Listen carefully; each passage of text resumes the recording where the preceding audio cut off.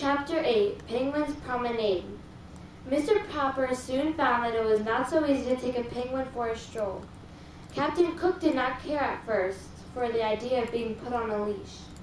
However, Mr. Popper was firm. He tied one end of the clothesline to the penguin's fat throat and the other to his own wrist. "Ork!" said Captain Cook indignantly. Still, he was a very responsible sort of bird, and when he saw that protesting did him no good, he recovered his customary dignity and decided to let Mr. Popper lead him. Mr. Popper put on his best Sunday derby and opened the front door with Captain Cook, waddling graciously beside him.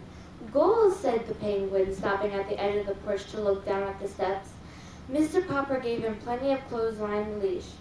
"Gook," said Captain Cook, and raising his flippers, he leaned forward bravely and tobogganed down the steps on his stomach. Mr. Popper followed, though not in the same way. Captain Cook quickly got up on his feet again and strutted to the street ahead of Mr. Popper with many quick turns of his head and pleased comments on the new scene. Downtown Proudfoot Avenue came a neighbor of the Poppers, Mrs. Callahan, with her arms full of groceries. She stared in astonishment when she saw Captain Cook and Mr. Popper looking like a large penguin himself in his black tailcoat.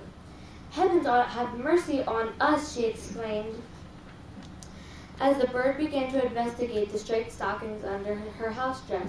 "It isn't an owl, and it isn't a goose." "It isn't," said Mr. Popper, tipping his Sunday derby. "It's an Antarctic penguin, Mrs. Callahan." "Get away from me," said Mrs. Callahan to Captain Cook. "An anteater, is it?" "Not an anteater," explained Mr. Popper. "Antarctic. It was sent to me from the South Pole." "Take your South Pole goose and get away from me at once," said Mrs. Callahan. Mr. Popper pulled obediently at the clothesline while Captain Cook took a parting peck at Mrs. Callahan's striped stockings. "Heaven preserve us," said Mrs. Callahan. "I must stop in and see Mrs. Popper at once. I would never have believed it. I will be going now." "So will I," said Mr. Popper as Captain Cook dragged him off down the street. Their next stop was at the drugstore at the corner of the Proudfoot Avenue and Main Street. Here Captain Cook insisted on looking over at the window display, which consisted of several open packages of shiny white Bork crystals. These he evidently mistook for polar snow. He began to peck at the window vigorously.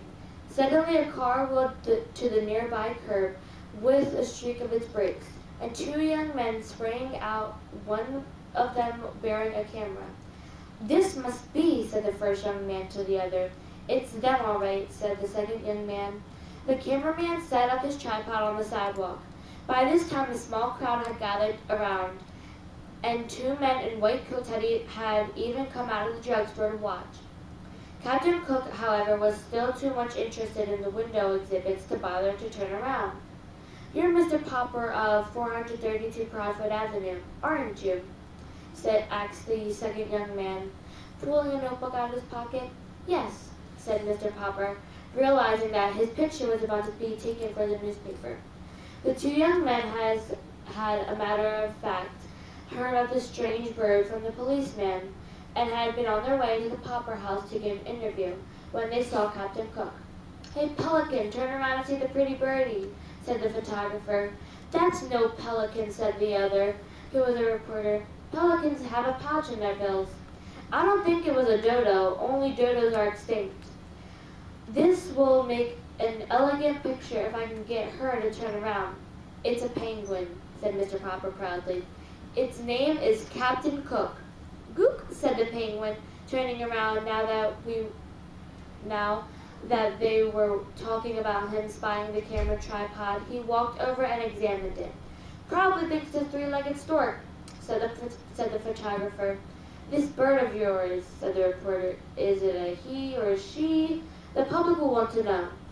Mr. Popper hesitated. "Well, I call her Captain Cook.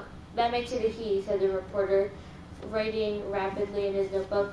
Still curious, Captain Cook started walking around the tripod to the clothesline.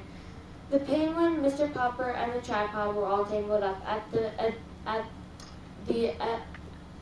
the advice of one of the bystanders, The tangle was finally straightened out by Mr. Popper's walking around the tripod 3 times in the opposite direction. At last Captain Cook, standing still beside Mr. Popper, consented to pose. Mr. Popper straightened his tie and the cameraman snapped the picture. Captain Cook shut his eyes, and this is the way his picture appeared later in all the newspapers. "One last question," said the reporter. "Where did you get your strange pet?"